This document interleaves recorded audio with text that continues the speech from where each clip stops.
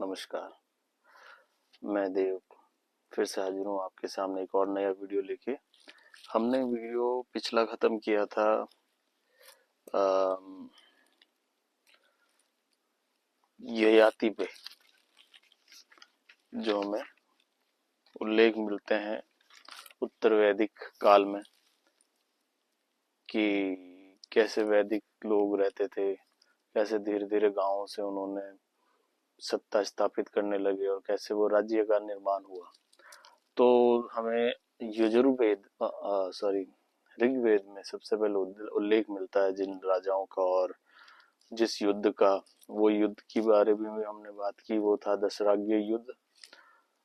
उसमें एक और युद्ध था जिसका मैंने उल्लेख किया, जिसका नाम था हरियुप्पा या यवावती युद्ध जो ऋग्वेद के छठे मंडल में मिलता है।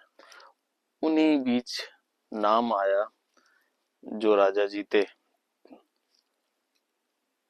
उनका, उनके पिता थे ययाति, जिनके 5 पुत्र थे, अणु, द्रयु, त्रुयुष, पुरु और यदु, जो फिर बाद में कालांतर में बड़े बड़े कुलों का जिन्होंने निर्माण किया। तो मैंने सोचा क्यों नहीं हम थोड़ा सा ययाति की हिस्ट्री पे भी प्रकाश डालें कि ययाति कौन थे, फिर कैसे। ये मेरा मानना है, ये मूल है सारी सारी हिंदू कथाओं का, कि सभी हिंदू कथाएं या जैन ग्रंथों या बुद्ध ग्रंथों में इन कुलों का नाम आता है। अब इन कुल में जो मूल पुरुष है उसकी बात तो होनी चाहिए ना, जिसके बारे में थोड़ी नॉलेज हो। फिर इसके बाद कहानियां चलती है, पुरु हुए, कुरु हुए, इक्ष्वाकु हुए, राम हुए, युद्ध हुए, वो फलाना फलाना राजा उसका बेटा था, वो आगे जाके उस वंश में कहीं ना कहीं ये सब जाके वहां मिल जाते हैं ययाति के पास। तो हम क्रम से स्टार्ट करते हैं ब्रह्मा जी से। ब्रह्मा के पुत्र हुए अत्रि, अत्रि के पुत्र हुए चंद्र, चंद्र के हुए बुध, बुध के पुत्र हुए पुरुरवा, पुरुरवा के पुत्र हुए आयुष, आयुष के पुत्र हुए नहुष, और नहुष के पुत्र हुए ययाति। ठीक है, और ये ऋग्वेद के प्रथम मंडल में ही मिल जाता है इनका उल्लेख। अब ययाति ने की थी 2 शादियां, एक की थी देवयानी से, एक की थी शर्मिष्ठा से। देवयानी से जिस शादी की थी उनसे हुए उनको 3 बच्चों की प्राप्ति, जिसके अंदर 2 पुत्र थे। एक का नाम था यदु, जिसमें कालांतर में जाके भगवान कृष्ण पैदा हुए, यदु वंश बना। और दूसरे पुत्र थे तुर्वसु, जिन्हें यवन कह दिया गया बाद में उनके बच्चों को, सो ऑन। और एक पुत्री थी माधवी या ममता के नाम से भी उल्लेख मिलता है। उनके थे 4 पति, इन्होंने 4 विवाह किए। पहले हर्यवर्ष थे, जिनसे पुत्र प्राप्त हुए दिव्यदास, दिव्यदासा ऐसे नाम मिलता है, जो काशी नरेश हुए। काशी राज्य की स्थापना हुई और काशी बहुत शक्तिशाली राज्य था 16 जनपदों में। दूसरे थे सॉरी, हर्यवर्ष थे, दूसरे थे दिव्यदास, एक थे उशीनार जो भोज नरेश थे, और चौथे जो है महर्षि विश्वामित्र। ये इनके 4 हस्बैंडों के नाम है, माफी चाहूंगा अगर मैंने पुत्र बोल दिया। पहले पति थे हर्यवर्ष, दूसरे पति थे दिव्यदास, तीसरे थे उशीनार और चौथे थे महर्षि विश्वामित्र। अब हर्यवर्ष से उन्हें पुत्र की प्राप्ति हुई जिसका नाम था वासुमानुष। दिव्यदास जो दशराग्य युद्ध के विजेता है, याद रखिएगा, कनेक्ट कीजिएगा ये सारी बातें। दिव्यदास जो दशराग्य युद्ध में विजेता होके जाने गए, उनके जो पुत्र है उनका नाम था पुत्रदन्ना या पिजावन भी नाम मिलता है। जो रामायण में जो दशरथ जी के एक पत्नी का नाम है सुमित्रा, उनके भाई थे ये। कनेक्ट द डॉट्स, स्टोरी में आपको इंटरेस्ट होगा अगर रामायण महाभारत आप हिस्टोरिकल पॉइंट ऑफ व्यू से पढ़ते हैं। देखिए, मुझे नहीं लगता है कि कोई कपोल कल्पनाएं हैं, मिथोलॉजी बोल देते हैं हम, पर मिथ्स झूठ को बोला जाता है, और मुझे कतई नहीं लगता ये झूठ है, कि इतना बड़ा झूठ कोई बैठ के लिख नहीं सकता। एक पुरुष या वेद पीट रही हो, उसने लिख दिया हो कपोल कल्पनाओं से, ये थे वे थे, ऐसा हुआ वैसा हुआ। कहीं ना कहीं रियल स्टोरीज से कुछ ना कुछ कहीं ना कहीं से लेके लिखा गया होगा। तो वो जो पात्र मिलते हैं, उन पात्रों को आप अगर डॉट करें कनेक्ट, तो आप हिस्टोरिकल रेफरेंसेस पा जाएंगे उनकी, और एक कमोबेश छोटी मोटी हिस्ट्री आपके दिमाग में क्लियर होने लगेगी। तो हमने बात की दिव्यदास के पुत्र की, पुत्रदन्ना या पिज्जवन, जो रामायण के सुमित्रा जी के भाई थे, यानी कि दशरथ जी के साले। एक पुत्र हुआ उन्हें, ये हरिवंश से तो वासुमानस हुए, दिव्यदास से पुत्रदन्ना हुए। उसी नार जो भोज नरेश थे, उनसे पुत्र पैदा हुए सिबी, और जो महर्षि विश्वामित्र थे उनसे हुए अस्थक। अब ययाति की दूसरी शादी की थी शर्मिष्ठा से। शर्मिष्ठा से उन्हें 4 पुत्र पैदा हुए। एक थे द्रुयु, एक थे अनुद्रुयु, और 4 नहीं 3 ही थे, और एक थे पुरु, जो पुरु वंश हम जानते हैं। पुरु वंश में महान राजा भरत हुए, जिनके नाम पे ही हमारे देश का नाम भारत है।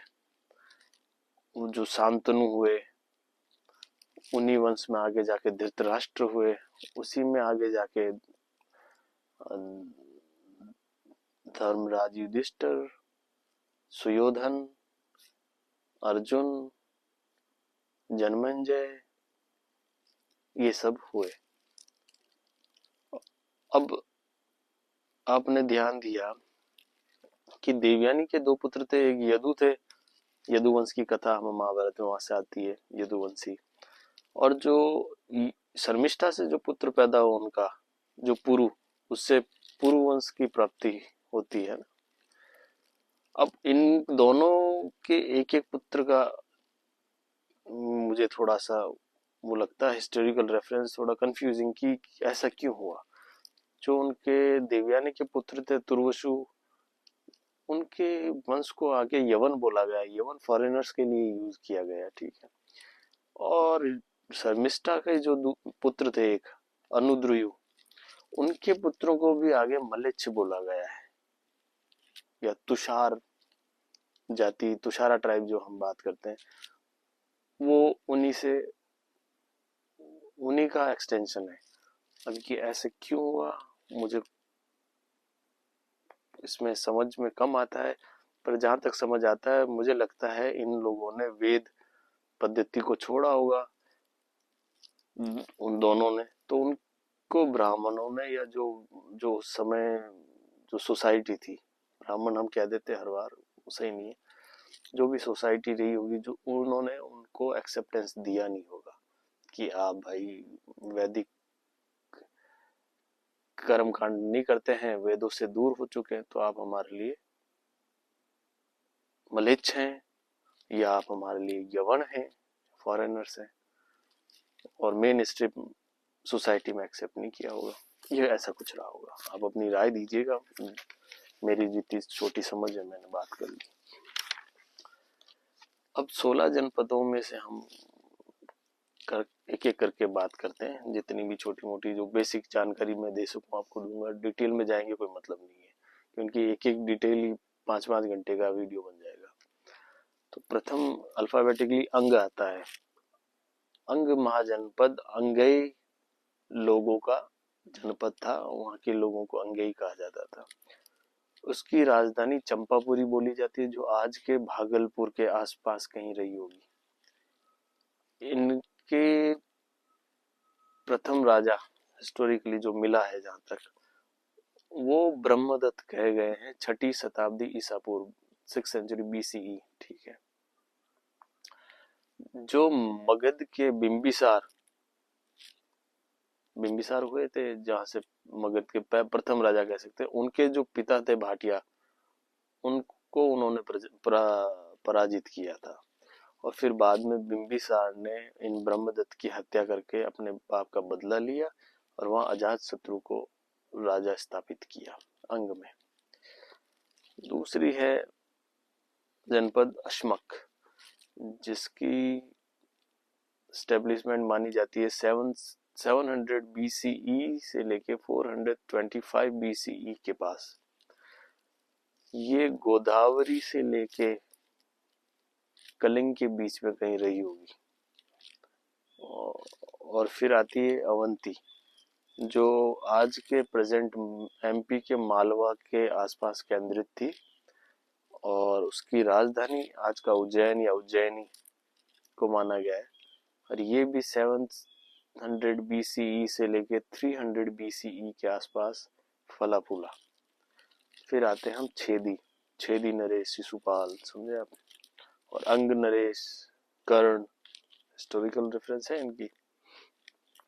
ये 1200 BCE से लेके 300 BCE के आसपास फला फूला छेदी। ये हरियाणा के आसपास बताया जाता है, तो आप मान लीजिए। और मत्स्य उस वक्त का राज्य था, उसके वेस्ट में, छेदी के वेस्ट में मत्स्य था, जो आज के ज्योग्राफिकली देखें तो जयपुर के पास, जयपुर और दिल्ली के बीच में आता है अलवर। अलवर को आज भी मत्स्य नगरी बोला जाता है। तो वो मत्स्य लोगों का इलाका था। जो अलवर है, भरतपुर की कुछ सीमाएं हैं, जयपुर है, वो मत्स्य था। तो उससे ऊपर की तरफ जो धरती थी उसे छेदी कहा गया है। जो राजस्थान से चंबल होके जाती है वेस्टर्न बॉर्डर, उसका वेस्टर्न बॉर्डर डिफाई करता था। और नॉर्थ ईस्ट में छेदी के काशी बोला गया है। तो ये वेस्टर्न,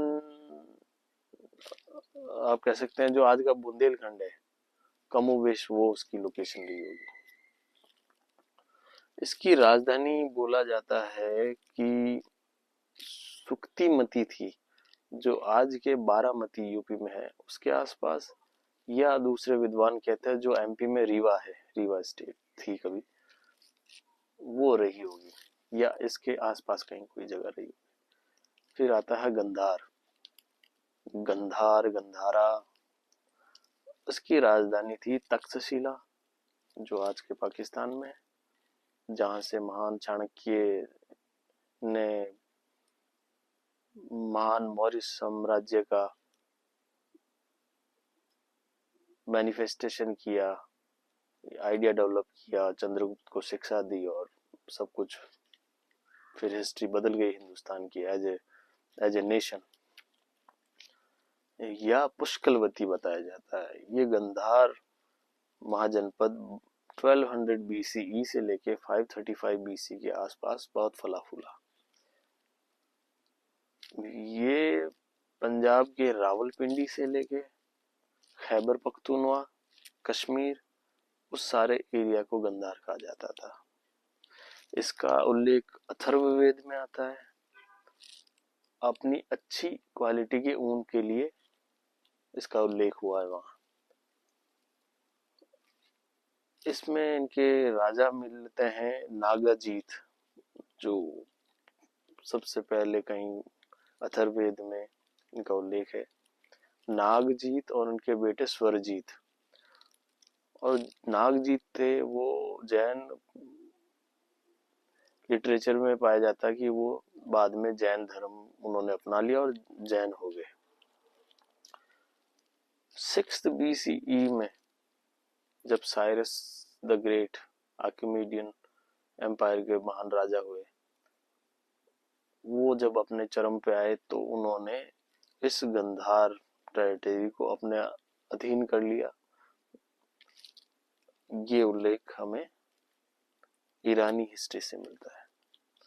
फिर आते हैं हम काशी पे, जो 1000 BC से लेकर 600 BC के पास बहुत फला फूला और सबसे शक्तिशाली महाजनपद रहा उस समय का। फिर मगध का उदय हुआ।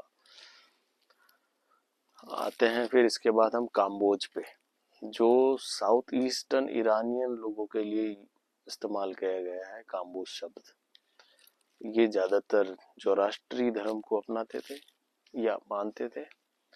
जो आज का मॉडर्न डे अफगानिस्तान है, ये काम्बोज महाजनपद या स्टेट रहा होगा। इसका उल्लेख मिलता है 2nd BCE में पतंजलि के महाभाष्य काव्य में। अर्थशास्त्र में जो कौटिल्य ने लिखी, चाणक्य, विष्णुदत्त जो भी है, इनको हमेशा उन्होंने बताया ये शस्त्र उपजोई कौम है जो ट्रेड और मर्सिनरीज प्रोड्यूस करती है। सबसे पहले चंद्रगुप्त को इन्हीं का सहारा लेके अपना राज्य स्थापित करने में मदद मिली।